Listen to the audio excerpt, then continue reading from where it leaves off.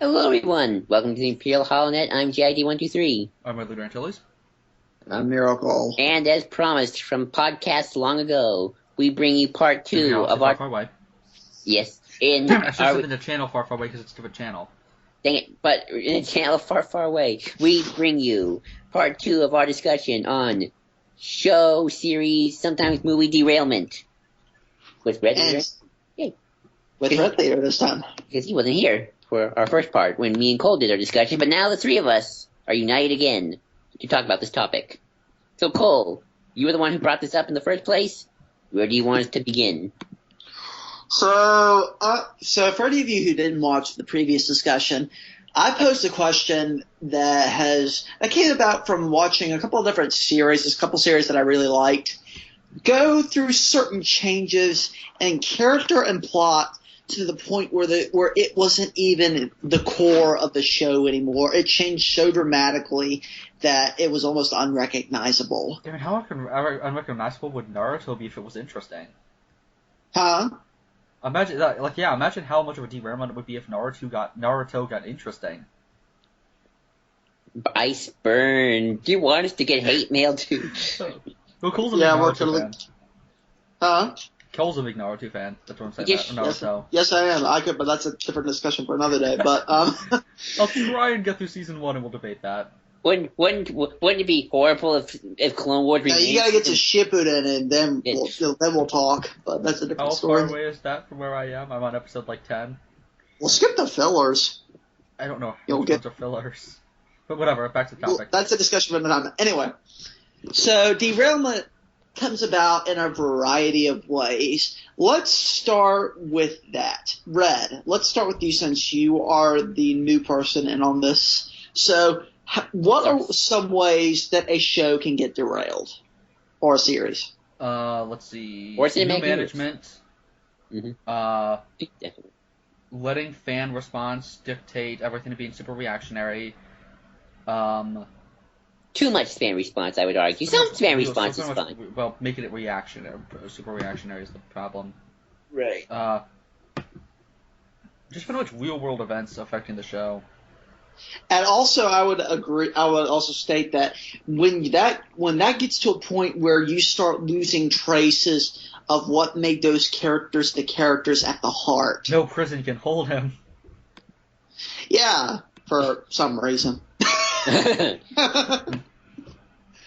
not saying we're not saying new management's always a bad thing. New management can be a good thing because as Joel and I talked about in our last video, we love Nomura to death, but Nomura, you need help.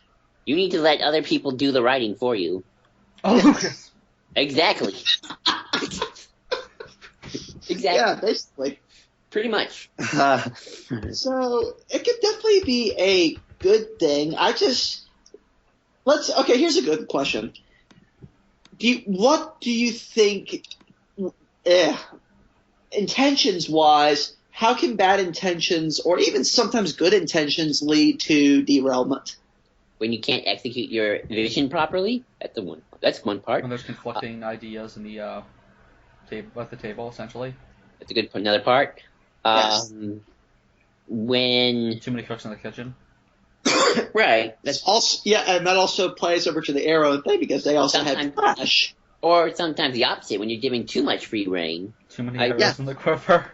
Exactly. So this is, for anybody who doesn't know, this is going to be the video where Red makes quirky one-liners. He always does that. He's going to do it much better than that one character in Arrow that we do not bring up. Bitch. Exactly. Yes. She who must not be named. Okay, yeah, I guess it all depends on who. It's all subject to situation. Sometimes letting a person or persons have keep complete creative freedom, does create good things. But other times, some people do need to be reined in. Sometimes, like a Lucas or a Snyder, I guess, or I can't think of anybody else. A Moffat, definitely a Moffat. Moffat just needs to go. Moffat just needs to leave at this point. They need to have somebody rein them in. They need to have some oversight over them. They need to have strong editors say no. Nomura too. He needs to have no, you cannot do this. You need a no person.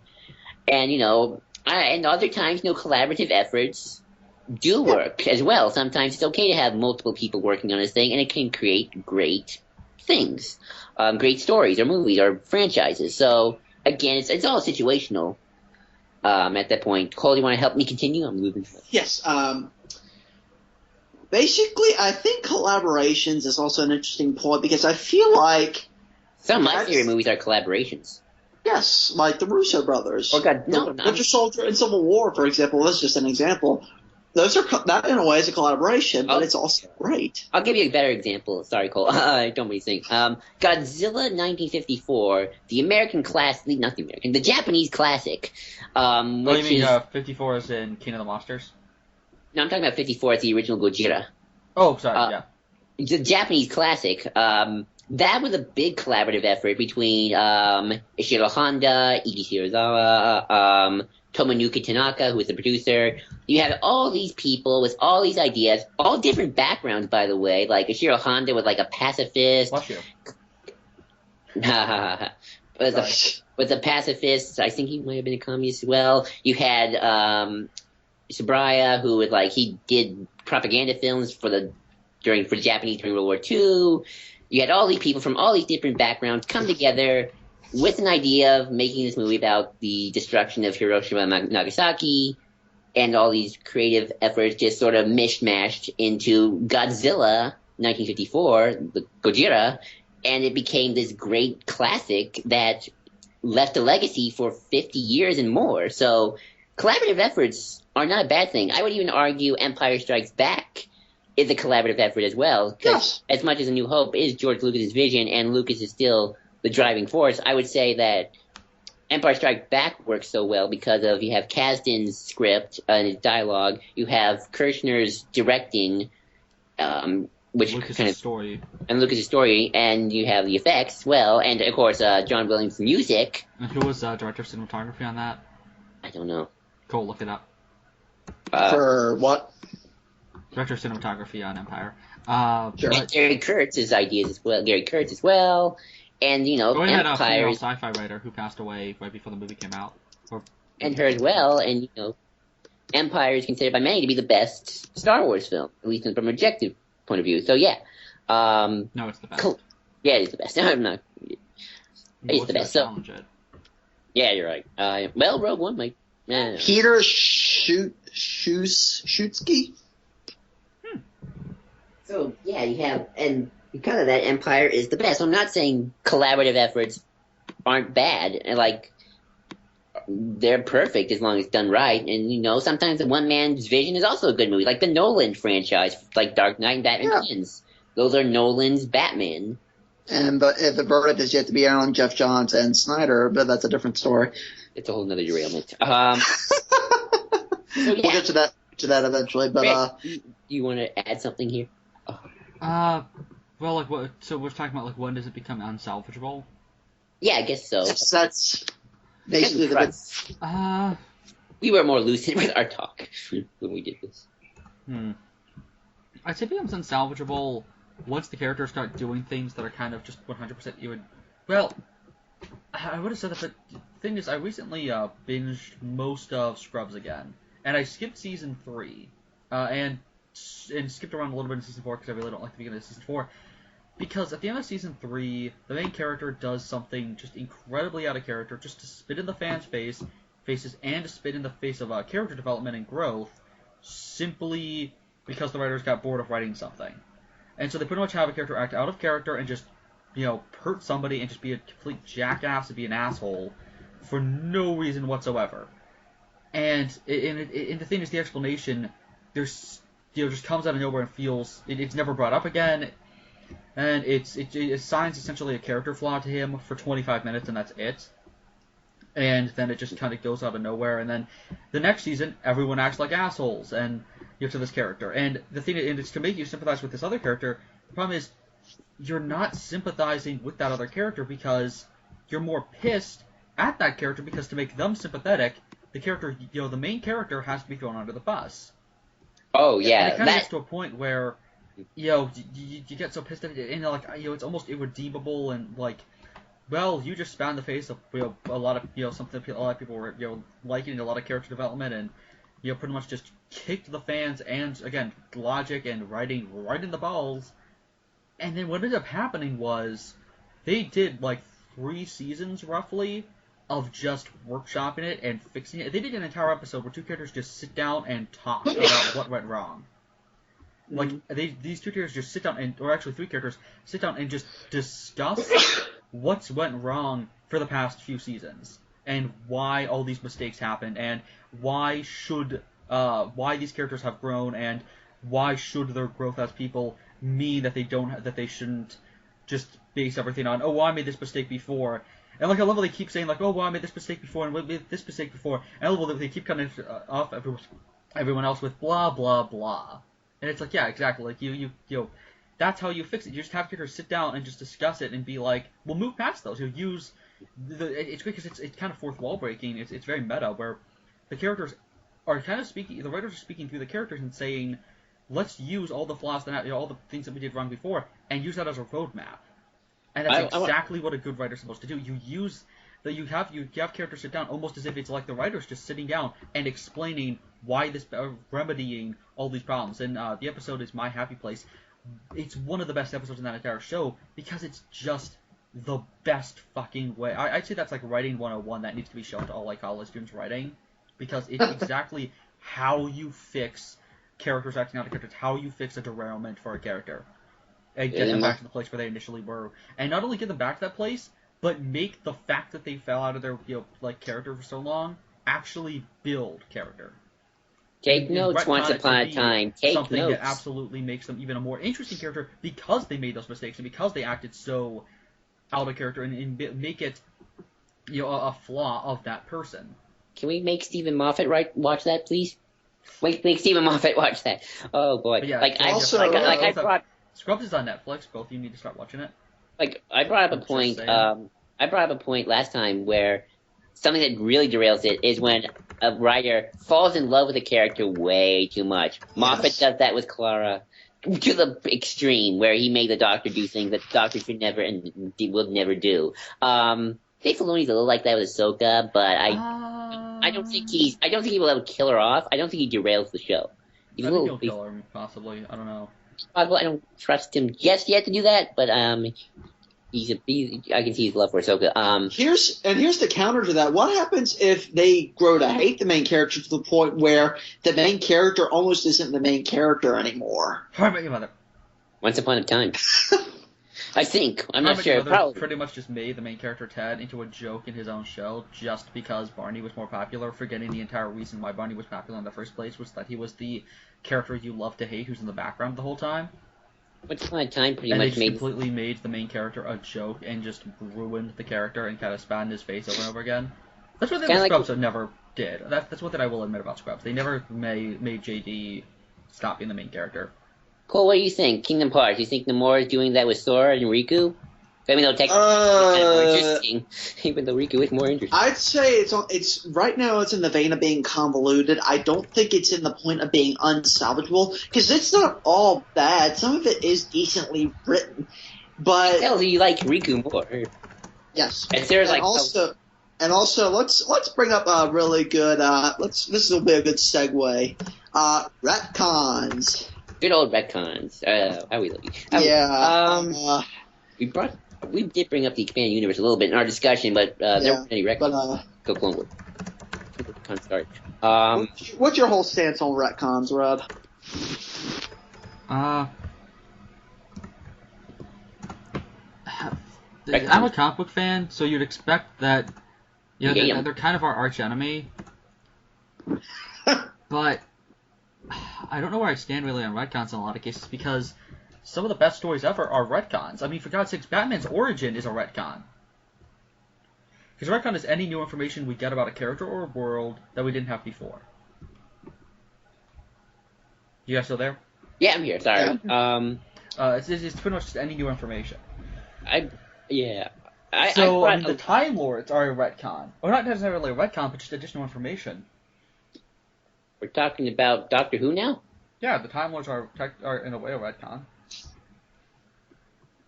Didn't we know that I don't know. I'm used to the Time Lord. His race is technically retcon. It's retroactive continuity. It's adding things into continuity that we didn't know about before. Okay, yeah, I brought that up a lot with the expanded universe, the old stuff, because Technically, the Sith are retcon in that regard. The Sith were Well, always... the concept of a Sith. You mean like the Sith being a species and everything? Yes. Yeah, that's a retcon. oh, okay. Arguably. Though at the same time, I guess you could argue that was never even talked about. Yeah. Retcons are a very interesting case because at some cases sometimes they need to happen for specific things, but also I see that as a way of a writer just kind of just running away from just not even acknowledging it, that's bad. And I think that goes against the integrity of the show. Doctor Who's weird because of 50 years of continuity and time and BB's Big Finish does this and, time travel. But I don't want to talk to Doctor Who too much. It's got its own weird little universe that we fans sort of just acknowledge. Let me think here. I brought up the thing with the expanded universe that how early 90s pre-prequels definitely...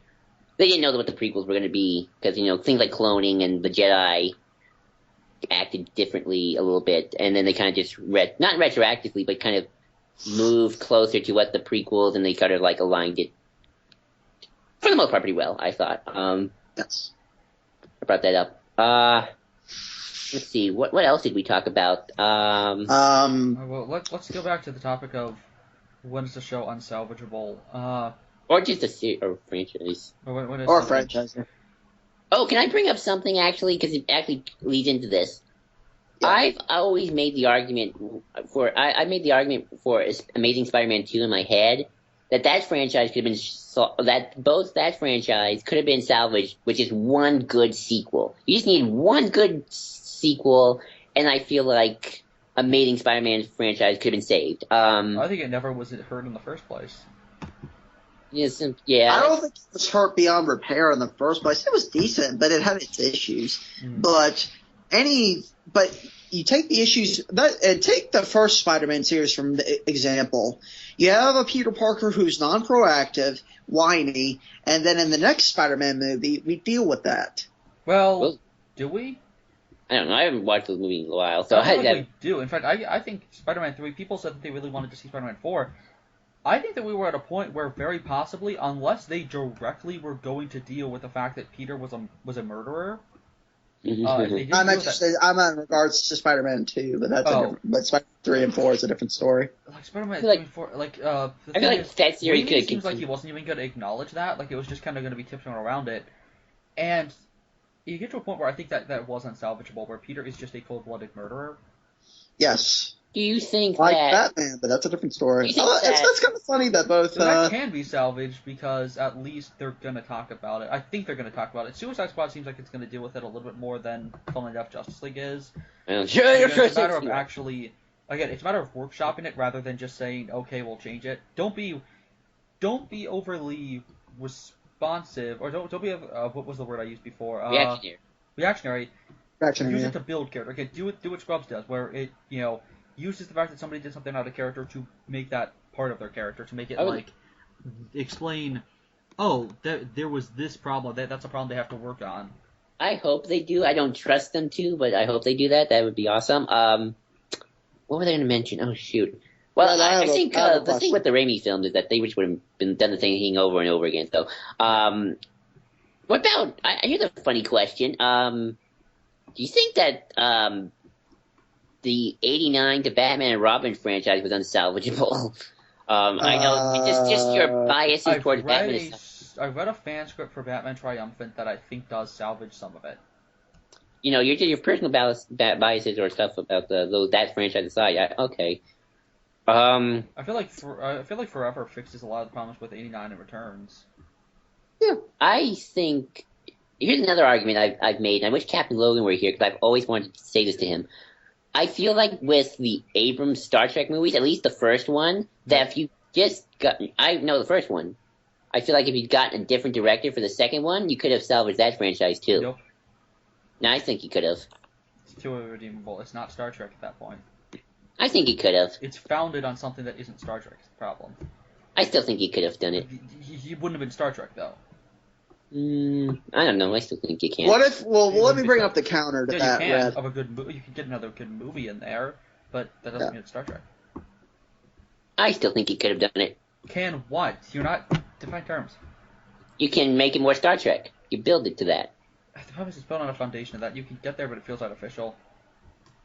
I still think it would have worked. I think people wouldn't have mind. No, people would still probably mind, because again, this Kirk is just an asshole, and he's gotten to the position of power too quickly, and you could. But the problem is they try and deal with that, and then they don't. But even in the first movie, in the first place, I feel like just the fact that he climbs up the ranks that quickly is irredeemable. They tried to fix it, but I feel like even if they did a better job of trying to fix it and had him not be in the station, the command, it would have fixed the flaws. It wouldn't have made it.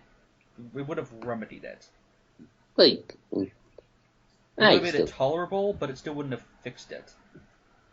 I feel like an overhaul is needed. He's not Kirk at that point. You can try and get him there, but I feel like they tried to get him there, but too quickly, and it just doesn't fit. Which is from what Steve's telling us, and from what Suicide Squad might be doing with Deadshot. Oh, well, he's nothing like Deadshot. He's not even founded on anything even resembling Deadshot. I don't know why he's called Deadshot. I agree with Steve, just call him Smith Shot. Smith Shot. Also, Red, I had a point that I wanted to bring up. What happens when a writer, for lack of a better term, blows their load too quickly? Basically, they have one good idea, then they write themselves, then they finish it, then they try to go on, then they write themselves. That's Moffat for you in a nutshell. And they write themselves into a corner, and then you don't, and then they just can't get out. What do you do then? Davey said that all the Scott time. Snyder, like, freaking just breaks the fucking, like clips the fucking wings of all his co-writers, or all the other writers in the DC universe. There's, he gets a big story, he does a really good job, and then he's like, oh, I'm gonna extend this. Like, oh, Court of Owls was good. Let's make it even bigger, and let's make it a massive event. And then everyone else has to change what they're doing in their books and take time to do a tie-in issue, and interrupt their own stories. Then he wants to have the Bat family hate each other. So then for his story, everyone else has to change every story they were telling just to make the Bat family hate each other. Just because Snyder wanted, like, he got too big too fast, and Snyder. He just became way too in control of everything, and he shouldn't have been, and he just didn't work to that. Sounds like Moffat. That sounds a bit like Well, Moffat. no, Morrison did. Sounds like Moffat did work to it, though. Moffat earned being able to control what happened with Doctor Who.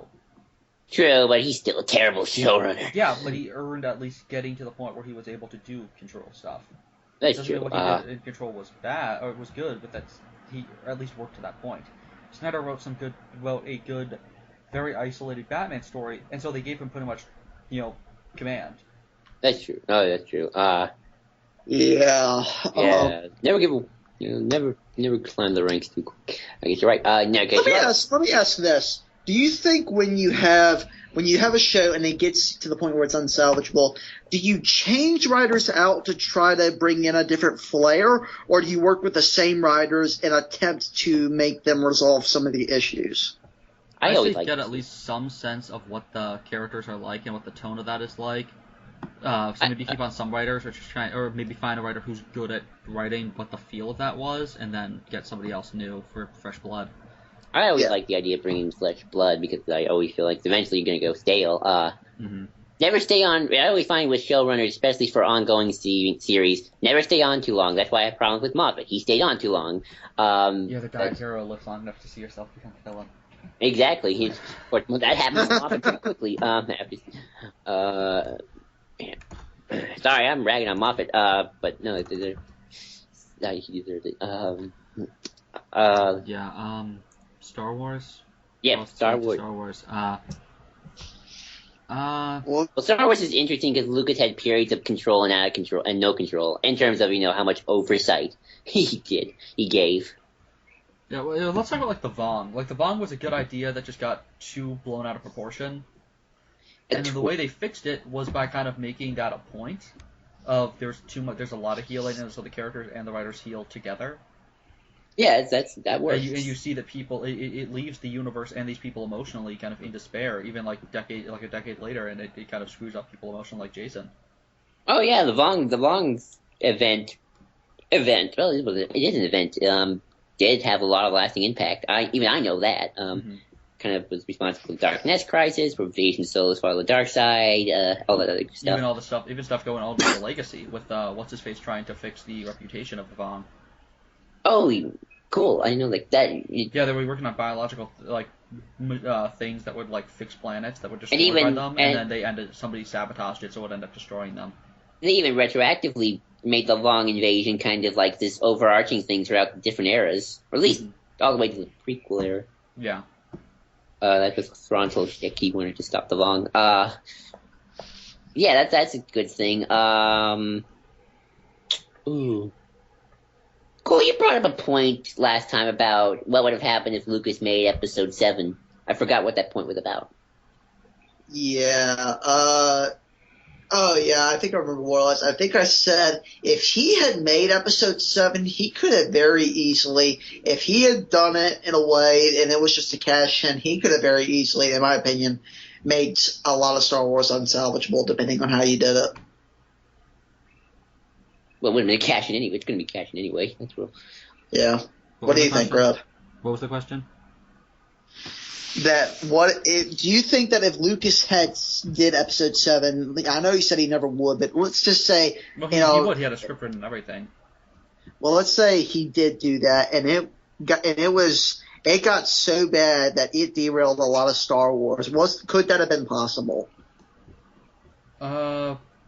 Theoretically, but if it was, it would either have to be an adaptation of the EU stuff that would just have been shit, so people would ignore it and go with the original stories, or would have completely retconned out the EU stuff from that from the post RTJ era, and people would just ignore it and go with the old continuity like we are now. Well, I think he was planning on retconning it anyway. I mean, Clone Wars was the early sign. It's Clone Wars. While we love Clone Wars, is kind of the early signs of that. Exactly, and so people would have just pretended like, dude, we're doing with Abrams, where we're sick with the good continuity, not necessarily the one that's technically canon. Well, about what happens when Episode 8 comes out? We stick with the good continuity, not necessarily the one that's necessarily canon. Continuity, not necessarily the one good story. It's like with the prequels. One bad story doesn't hurt an entire era, and one good story doesn't fix an entire era. Yeah, but I like Episode 7 more than the post-Star RTJ continuity. Yeah, but I'm not talking about you. I'm talking about for the fans who prefer the RTJ era. Oh, okay. Oh, I guess you Your do that. preference on that era doesn't change their preference on it. Oh, okay. Gotcha. Yeah, that's probably what you do. I mean, that's what Eric does with Clone Wars. Exactly. Just pick what you like. He picks the arcs. He doesn't. He considers all the stuff from season 1 and 2 not really to be canon, but then season 3 onwards to be sort of thing. Like you pick what you like, pick what you don't, or whatever. Or of course, other than the Venture stuff, because yeah. Well, the sad thing is the Venture stuff is tied in with Quinlan Voss. The sad thing is they ruined Quinlan Voss, but Ventress is actually 10 times better. Her continuity is weird, but I think she's a better character. I like, Ventress. Yeah, that's pretty much what happens. Oh, I hear okay, good. Sort of people ignore the new 52. We stick with the pre-52. Yeah, and then of course they try and remedy it by just kind of lying to us and manipulating us and using our, essentially emotionally blackmailing us into buying their books. Convergence was so underhanded. I liked it, but it was underhanded. Yeah, I still can't make up my mind on that. Not to mention the fact that some of the Convergence stuff pissed me off because it was trying to give an ending where there didn't need to be an ending. But we talked about Connor and I talked about this in depth already in a previous video with the reboots. Right. Like that was. Well, I did make the argument, Red, when we talked about Star Wars, that the prequels don't necessarily derail anything about Star Wars. Well, of course they don't, because they're in a completely different era, and people are stupid for thinking that they do. Well, yeah, that too. Especially because you still had original trilogy stuff coming out at that time. That too. And Knights of the Republic stuff. And Legacy stuff. So more thoughts on Star Wars, because before we move on to the big thing that Red and I have to talk about. That's right. That's right. You gotta talk about that. What about the DCEU? Oh yeah, DC. What? You mean comics or movies? DCEU. That's movies. That's the okay. I like your Scrubs idea where they just talk about it. I think. Well, I don't trust them to do that because Snyder's. Yeah, I don't trust them to do that. I could be won over by Suicide Squad, but recent trailers are giving me signs of. It looks like it's going to be. At least it looks entertaining. Yeah, you see the trailers? They're awesome. Yes, but they're very, what's the word? Stupid? Not stupid, very out there. But Why am I- that's funny and absurd and insane. That's what they're going for. Yes, but hopefully it works. That's just as long as it works, I can be made to roll with that. I think it's going to be. I think at the best, it's going to be at least entertaining. Yes, I agree. I mean, just some of the TV spots. I think people, you can quote me for saying this. You can throw hate mail at me for all you want. I think at the worst, Suicide Squad's going to be mediocre. I could think that. I feel like I'm going to come into the review going, okay, so I don't know if it's good, but I was entertained by it, so. Yes, you'll be capped at during how we felt about it. Yeah. But Sorry, Cap. DC EU for a second. I feel that we can get to a place where it's better, where it's stronger. First, gotta get rid of Snyder. That's one thing. Gives you focus. Fire Snyder. It needs Hashtag Fire focus. Snyder. It needs to be Hashtag focused. Darcy Ben Affleck needs to give it focus.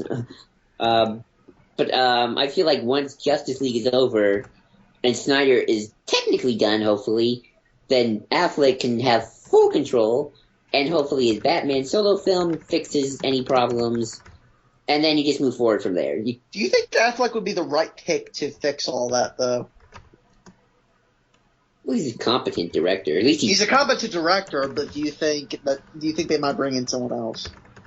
depending on who it is. Right now, Affleck seems to be the only guy so What do you far. think, Should they get rid of? Wait, what are you saying? Should they get rid of Affleck? Or No. Who would be the replacement? Who would be the replacement for Snyder? Would it be Affleck or would it be someone else? Should- Affleck does isn't necessarily replacing Snyder at this point. I'd say the replacement for Snyder should be somebody like Jeff Johns or whoever, or maybe even Ayer if he does a good enough job.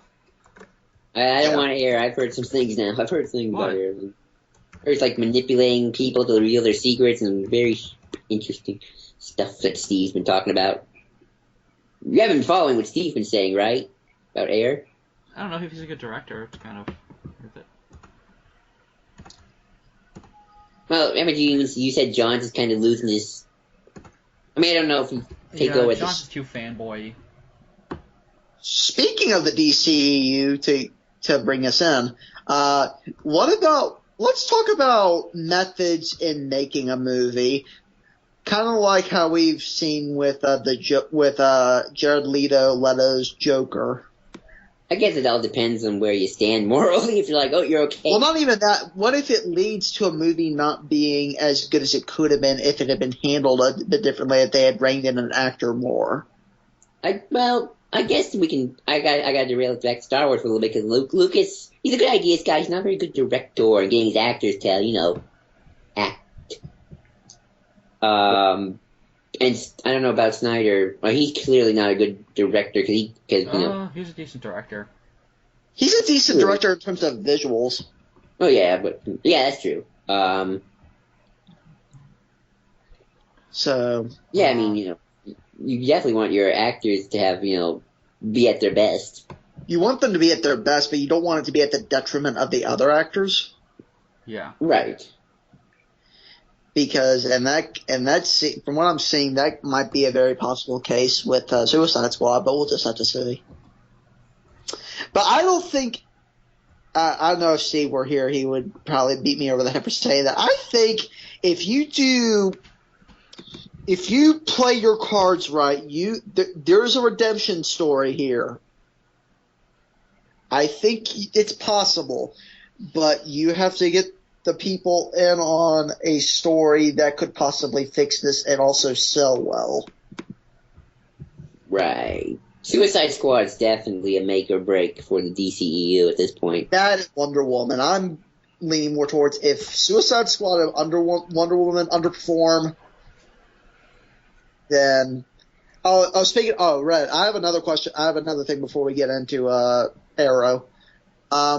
Can marketing kill a series? Make it unsalvageable? Not necessarily a series. A movie? Yeah, a movie maybe how successful it is, but not necessarily a series per se. I'm talking, here's a question, Red. I'm talking about you go into a movie and the trailers sell you on one thing, but the movie's a different thing. Is the movie bad because the movie's a different thing unless it works in the context? It's sort of like the Iron Man situation almost. in terms of just marketing. Well, I mean, with Iron Man, the entire marketing thing proves the movie's entire moral point. Sure, but people aren't going to see it that way. But yeah, because people are idiots. Well, it's Not not our fault everybody. that people don't get it. I guess. Don't have to question my genius. Well, also Amazing Spider-Man too. Like, Well, at least Spider-Man 2 gave away everything, but I And don't think it yeah, doesn't so- derail a franchise, though.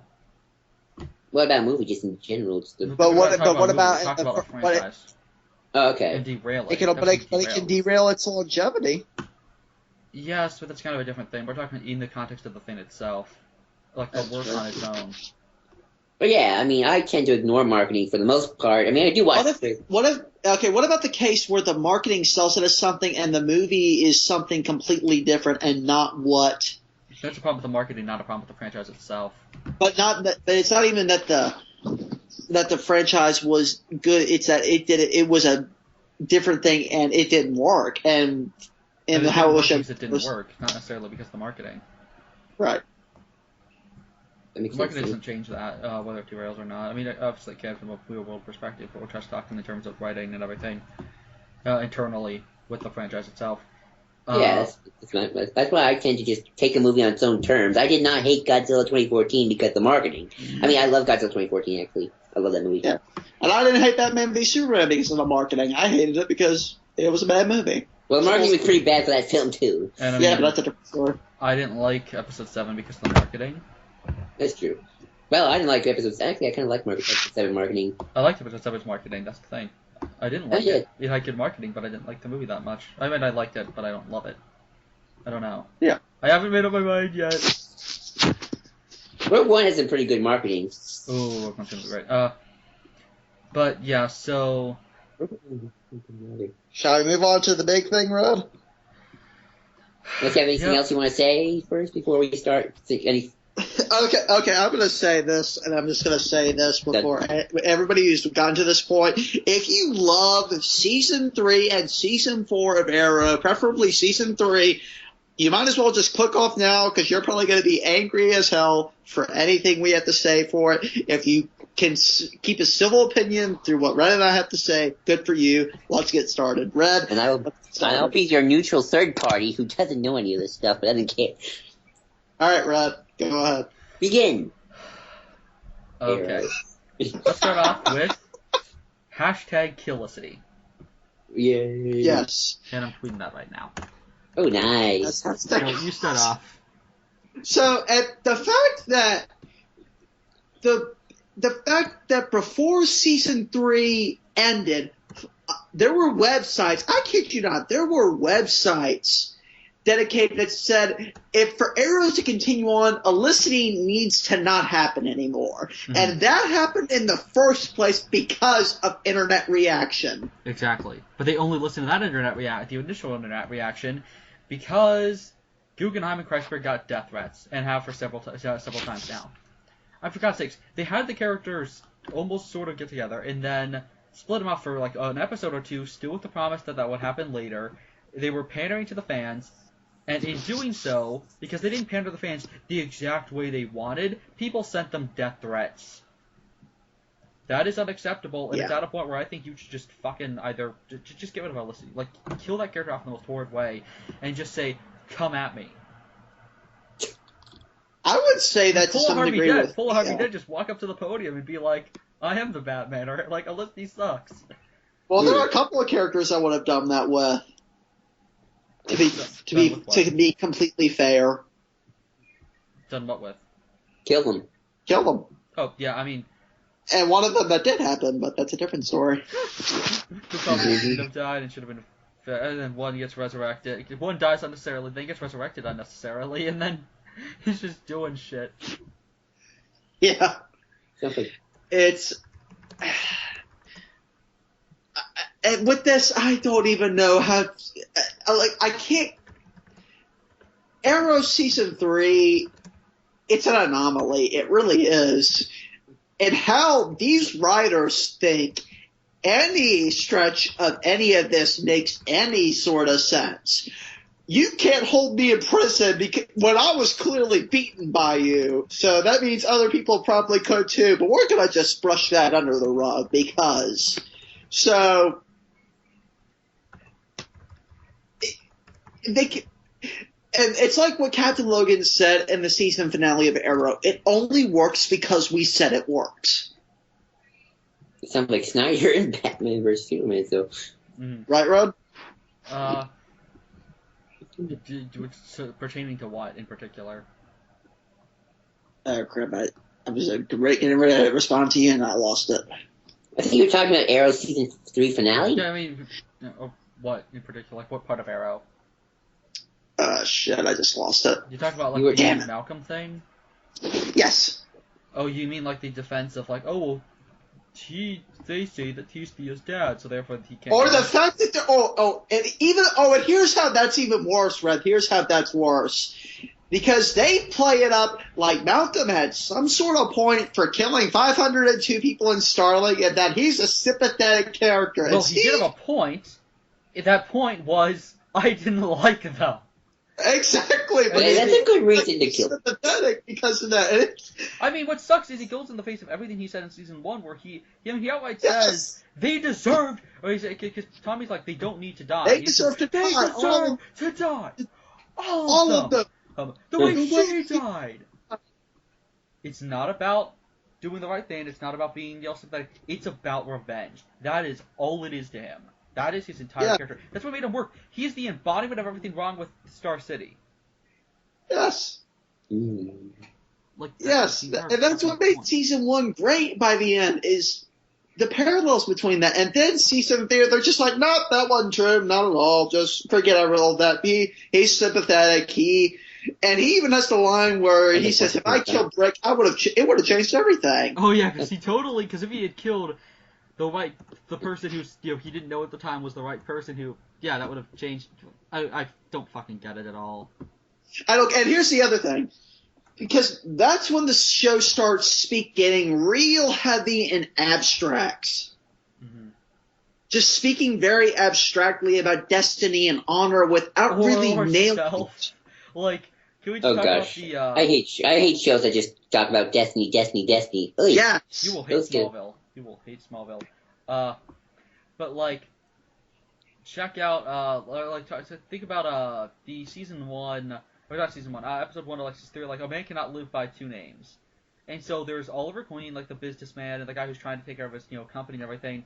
And then there's the Arrow, and he's kind of like the monster. And the thing that Ollie's afraid of more than anything in the world is Oliver Queen. He's afraid of the Arrow. Hold on. Did it take the form of business suit Oliver Queen, or, like, Arrow Oliver Queen? I'm forgetting.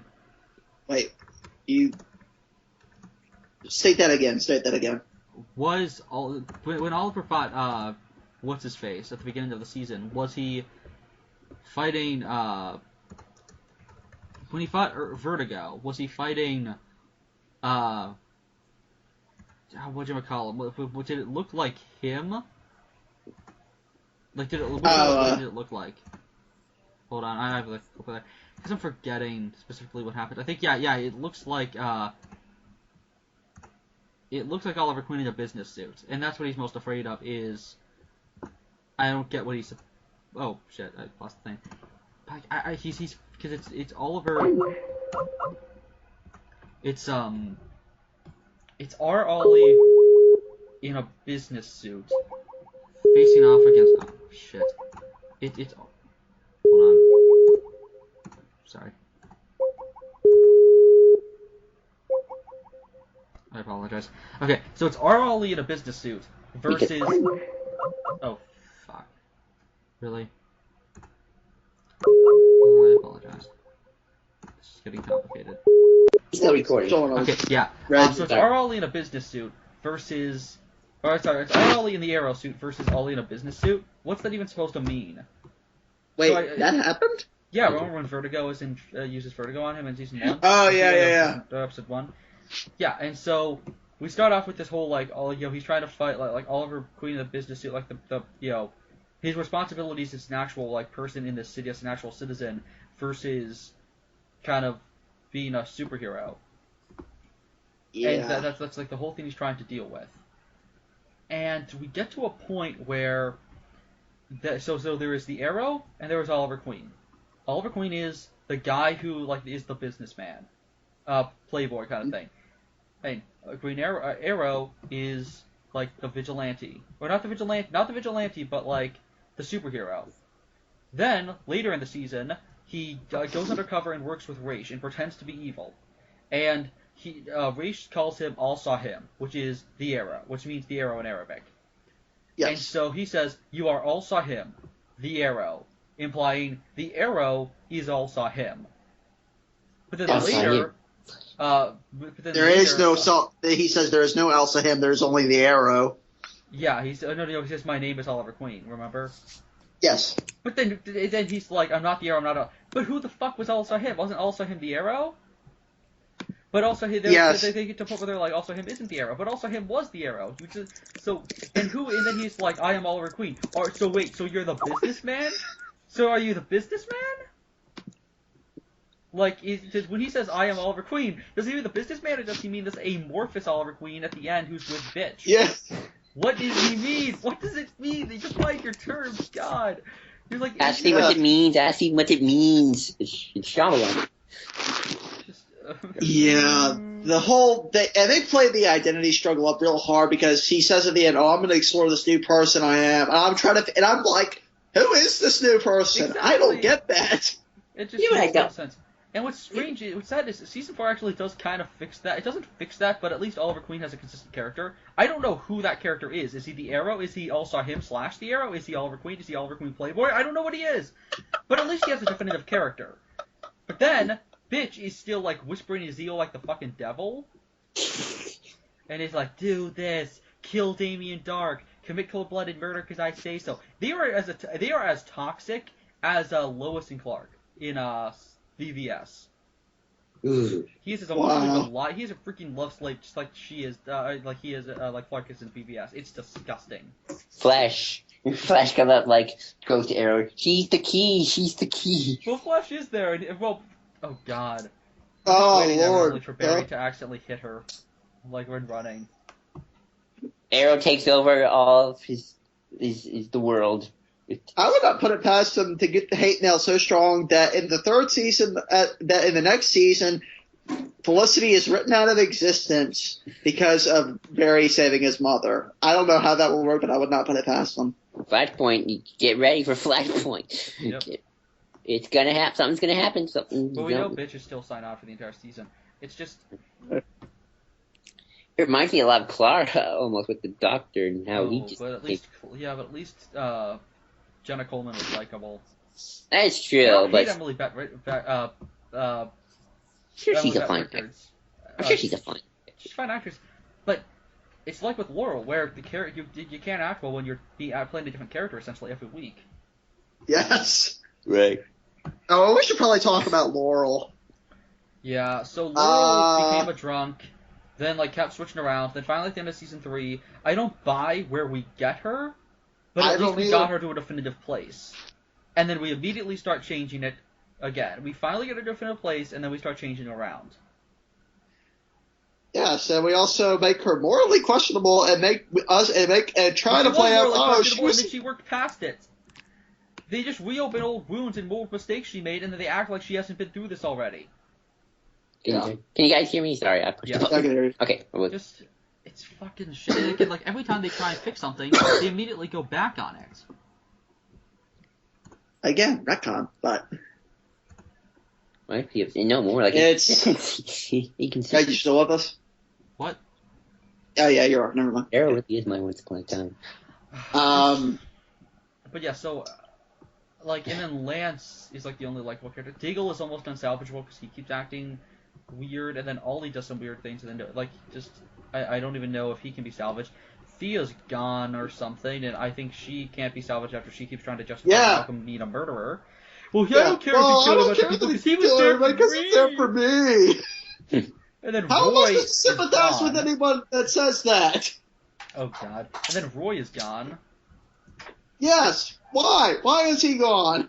It didn't make any sense that he left either. It made no sense whatsoever from a technical aspect, and even from the show aspect, it made no sense. Arrow makes no sense. Arrow, we make no sense. That is the catchphrase. Reminds me of Once Upon a Time. There's one character of that show that just keeps flipping and back and forth, and yet he's already done horrible things. You with us? Yeah. Sorry, I thought my hearing was going down for a second too. No, No, got interrupted. Anyway. But yeah, that was my little rant on Roy. How can we fix Arrow? Well, there's a few ways. We can do the Scrubs way. Which is what we've been preaching for a while. But the first thing we have to acknowledge, is the showrunners actually have to believe something was wrong to begin with. Oh yeah, that's true. And they have to not be scared for their lives. Yes. Maybe that would be important. That helps. That helps too. Maybe not look at email, or if it's getting that bad, I hate to bring Johnny into this. As Johnny says, bring in hired muscle. Wait, when did Johnny say that? Oh, don't ask. It was. To be fair, I feel like that's why I actually make a better writer than the Arrow Are we shows. going to start a Geekvolution militia? Yeah, like Captain Logan would like that. Though Alex might support us. Well, that would be awesome. That would be amazing. I am as someone who does like to write for fan things. I tend to never look at my comment section. For good and for ill. The ill mostly because of my terrible grammar. But I tend to pretty much, as long, I consult with my friends, obviously, with my ideas, but for the most part, I try to stick with my own vision here. Sometimes you do know, sometimes you need criticism from people you don't know, who aren't going to Yes. sugarcoat. Yes. I mean, not that we sugarcoat. Yeah, not that way, sugarcoat. Wink, wink. Nudge, nudge. Nudge, nudge. Well, I trust you guys to beat me over the head if I do screw something up. But well, right now, Brad will definitely tell you. Yeah. Okay, yeah, of course. Maybe there's a balance. I think there's a balance before listening to the fans in terms of we need more elicity or less elicity or whatever. They could also go the really, really bad route and just use the Flash universe to fix it. And Steve made a good point about how he doesn't want that, just because it sucks to have the spin-off show, changing things for the other show. I feel like you have two extremes with that. You have, I'll use this because I know you like to bring this. I feel like you have the Arrow Riders on one side and Abrams on the other. Two extremes of not listening or listening too much. Yeah. I feel like you have the perfect balance of Gareth Edwards. Just kidding. Or Ryan Johnson also. Or Ryan Johnson. Or So Dave Filoni. Or Dave Filoni. Like, I love how Dave Filoni listens to fan criticism, but if it doesn't work in the context of the thing, then he doesn't do it. That's true. I mean, Scrubs did that as well, where, there was things that people really wanted to see, and so they made it work in the context of the thing, because the fact that certain things didn't happen in the first case was out of character, so followed what the fans wanted, was actually fixing flaws. Right. You have to evaluate what this thing is.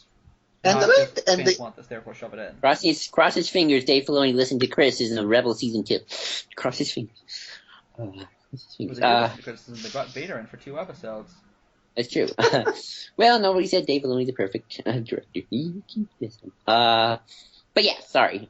I derailed us. I think derailment. See, that is your example, people, for how something can get derailed. That was perfectly intentional. Yes. That was reasonably intentional. Look in the chat right now. It says we derail it. Yes. Yeah, like Sheev just showed up and he was like, "Do it." Do it. But yeah. Shoot, what was your proposal? I mean, I think the best way to do it is for them just to acknowledge how bad it was in universe and actually deal with it. And you can make a good story from that if you work from it. I have a story idea for it. What? It's a really big one, though. Should I get to that later? Yeah, go ahead. Okay, so my idea is the problem is Laurel is dead now, so you can't really do part of it. But my idea is Sarah comes back in town, and we find out, like, we open the season up with Ollie still being kind of it highlighted a little bit more, and like intentionally show that Felicity is just emotionally manipulating Oliver essentially. Even though they're not together, she's still kind of like the snake, on his shoulder, whispering into his ear. And what you should end up doing is having a mysterious vigilante, because they're doing all these vigilantes this season, and have Ollie be like, kind of highlight the fact that they all represent different parts of Ollie, but and have him be like, well, I'm glad I'm not that, and then have him realize kind of more and more he is like Ollie, like he is like the vigilante, where he's somebody consumed by a want for justice and confusing justice and vengeance, and he is this, and he's like, well, why am I not acting like that now? Why am I this amorphous blob? Like, he starts to put that together, and he realizes it's because, or he doesn't realize it yet, but he's realizing that he has gotten to a point where he doesn't have these flaws, but not because he actually, oh shit, I lost the connection. But Bored where he was going with that so too. he gets to a point where he gets past, he realizes he's got past these flaws. But the problem is, and it's actually fun if this goes back to Scrubs Season 3, where you have a character completely change everything about themselves simply because of their personal flaws. And the problem is, pretending like completely changing who you are as a person to get rid of your flaws isn't a good thing. That's emotionally damaging. You're pretty much shifting everything you like. Sometimes your flaws make you who you are. Oliver's obsessiveness makes him who he is. Felicity's not making him like, he keeps saying like, you're my light, you're making me a better person. No, that's not what's happening at all. He's becoming a completely different person. He's essentially not even Oliver Queen at this point. Like, she's just bending him to her. It's fuck. I lost the thing.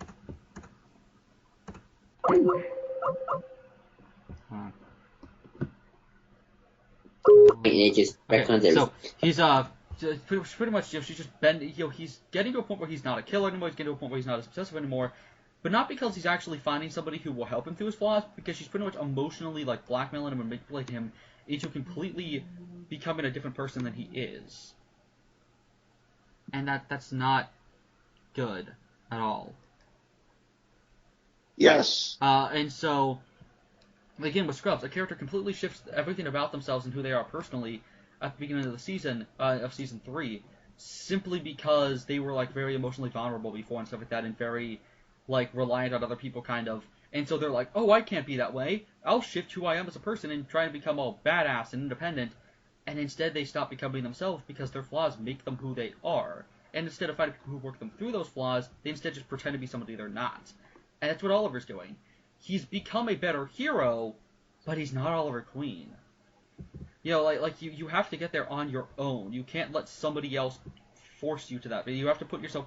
Like, what's great was Diggle and Tommy made Oliver a better person. Yes. Like, they made Oliver a better person, not by telling him you need to be this way, not by emotionally blackmailing him, but by saying you are a good person, you can overcome. Like, Felicity, like if Oliver was down on the ground when he's getting beaten up by Solomon Grundy in Three Ghosts, she would have been like, oh my gosh, you're being a coward and not fighting. I'll never love you. And that's how she would get him to get up. Tommy, the ghost of Tommy, instead says, you are a hero. Don't blame yourself for my death. You weren't able to save me, but I survive if you act like a good hero. Don't let my death be in vain. Keep fighting. You can get through this. You are a hero. And that is somebody helping somebody through their flaws. Not pretending like they're not there, not just making those flaws disappear and making them a completely different person, but working through them based on who that person is. And that's what the season fucking needs to do. And we need to bring Tommy back via Lazarus Pit. Yes. I've been saying that. I said that all season 3. And I know I just sort of spoiled season 1, but we need to have it be that Malcolm like brings him back, or that we find out that he's been brought back for a while now, and he's been like training since season 1. Like, he's been like kind of almost like doing a Red Hood thing where he's just emotionally damaged and he's been training. And because he'll have been training at this point for 4 years, so 1 year less than Oliver. And so, at this point, just have him come back and like have there be this another mysterious vigilante, and instead of Oliver, like maybe every time he faces one of these vigilantes who represents a dark part of himself, he shifts who he is as a person to accommodate for it. He doesn't actually he doesn't become a better person. He just completely derails himself constantly, and then this new person wearing the Arrow costume.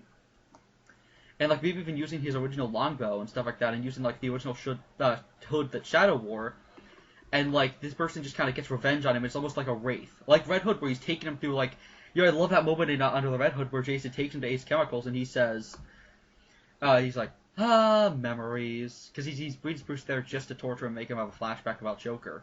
He's like, memories. Some may say this was the place of your first great failure. Or some might say this is the place of your greatest. Some may say your greatest, but certainly not your last. And like he's taking him through the memory, pretty much through memory lane. And have Tommy be doing that to him, where he's just emotionally like he's doing what Slade was doing, where he's like showing projectors and like he's killing people and he's just emotionally just wrecking him. And then because of the something Rach is doing, and then at the end realizing that it's Tommy, Oliver, kind of like Sarah and like Diggle and everyone like have kind of and Roy comes back and they all kind of have an intervention on like a rooftop, like they beat the living shit out of him, and like cut off the comms to Felicity, and then they beat the living shit out of him, and like just they kind of get to a point where like what am I trying to say? Like they beat him up, they just tie him up on a rooftop and they just trying to do the Daredevil season 2 thing of just talk on a rooftop. If they're gonna rip off Daredevil, might as well do rip off stuff that's damn good, and just have them all just talk, and Oliver kind of get to a point where he becomes a better person, or maybe he instead of suddenly, oh, this is a flaw of mine, overhaul, instead work to be a better person and stuff like that, and get there by being strong and everything, and get him to that point, and like maybe by the end of the season he gets the old Hood back. And something like that. That would really be an interesting story. What would you do with Felicity? Good killer, probably. I would have. Well, I had this reveal idea that she's actually in Darkseid in disguise this whole time, and that she's been feeding babies to Darkseid. She's been Granny Goodness the entire time. I'll buy it. Or it's just like Amazon Attack, where the reveal is the big villain, Granny Goodness! And yes, that's an actual DC character. I know Granny Goodness is a DC character. I know. I like Granny Granny Goodness. Is awesome. And so, you just have, you have Ollie be like, you're a bitch, and then just like punch her or something, and she just leaves. or best, Sarah just hits her in the face. Like, she like hacks into the con, she's like, you can't do this to me, Jenny! And then she just hits her in the fucking face. She's like, what? And then just end it like that, and then have Ollie kind of become a better person, and actually like work through his flaws, but surround yourself with people who actually help you through those flaws, instead of pretty much emotionally blackmailing you, and then just get him past that. Yes. And yeah, and then like he gets the old Hood again, he gets the longbow, because I'm sick to death of him using a different Hood. Because again, like, and also, can I just say this? I think the biggest offense may be the fact that for Felicity, he removed the tattoos. Because Oliver had a tattoo on his back that Slade tortured him by giving him. That was of the same tattoo that Shadow had on her back. And it's a really poignant thing, because he accidentally causes Shadow's death, and Slade, to torture him, makes that... Remember that tattoo that he gives him? Yes. Yeah. So it's this reminder of, you failed the person you love. And it's this constant reminder... And he has to live with it, and I love how also the Hood represents that, and the Hood and that tattoo in season 2 would make a big point, and Sarah even brings this up in that season of how they represent the fact, and Oliver directly talked about this when he's talking to the weird Shadow hallucination when she says, like I died, my father died, like everyone died, to help you, like don't like you survive, live your life. And Ali says, I wear this hood to honor you. Like, I'm trying to be a hero and make myself a better person because you were an inspiration to me and everything like that. And that's the entire thing that he's going for. And in season 3, Felicity designs a new costume for him and probably throws it just gets rid of the hood. Like, she gets rid of the original hood that he got in memory of a dead person. She gotta die. And to please her, he got rid of the tattoos that were forcibly put on his back. Oh gosh, he's her, you know what? Exactly, yeah. She just emotionally blackmailed him, and it's disgusting and toxic and horrible. Like again, yeah, it's bad to like surround yourself constantly by stuff that you're feeling guilty over. but she's not helping him through his flaws and helping him get over that. Because again, the problem is that would be fine if the entire point of the Shadow Hood and of the fact that it's the bow that Shadow and Yao Fei gave him, and the fact that it's the that tattoo that he got because that Slade forced him to have because Shadow died. If those were done as like a, hey, look at how sadistic Oliver is. He's obsessed with his past. He's like surrounding himself with guilt. But it wasn't. We made a conscious point. It was a character arc in a previous season. An entire season. We did an entire season, the best season of the show in a lot of people's opinion, about why those things made him a better person. Why they weren't about guilt. Why that wasn't him guilt-tripping himself. That was him using those as an example to make himself a better person. And to honor people. It was all about legacy and honoring people. That's the entire season. I mean, hell, the new opening is to honor my dead friend's memory. For God's sake, that's the entire point of the season, and they just fuck that over just so that he can completely move past his past.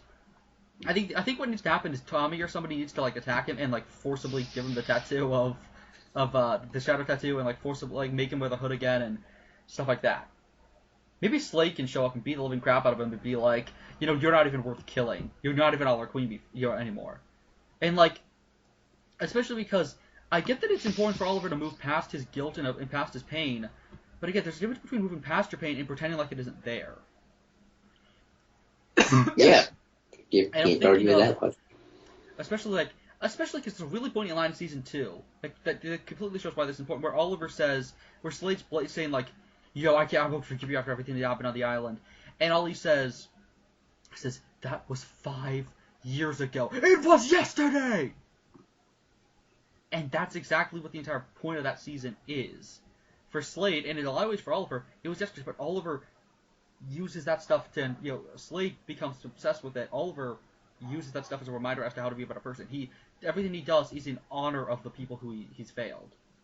It's kind of like with Bruce Wayne, where the whole debate it's trying to be the Bruce Wayne thing from the New 52, where Bruce puts the Damian Wayne, after Damian dies, he puts the Damian Wayne costume in a case, just like the Jason Todd one and the Barbara Gordon Batgirl costume. And Barbara actually like shows up and smashes the Damian Wayne case, and says, "Stop using us to make your guilt trip yourself. Like, stop using everyone else. We knew the risks. Stop using the fact that we all suffered as an excuse to wallow in self-pity." And she just yells at him over that, and he just freaks out. And he's like, "Get the hell out of the cave." But the thing there is that Bruce is doing that because it's Bruce. Oliver Queen is not Bruce Wayne. Bruce Wayne is somebody who lives to torture himself. This is the guy who, in some continuities, actually has a display of the gun that killed his parents. Oh, wow. And has the pearls there in the cave as a constant reminder. Mute your mic if you gotta do shades. Sorry, I can't. My mic's broken. What went wrong and and of his mistakes. Bruce Wayne is somebody who's obsessed with constantly beating himself over the head of, you failed, you failed.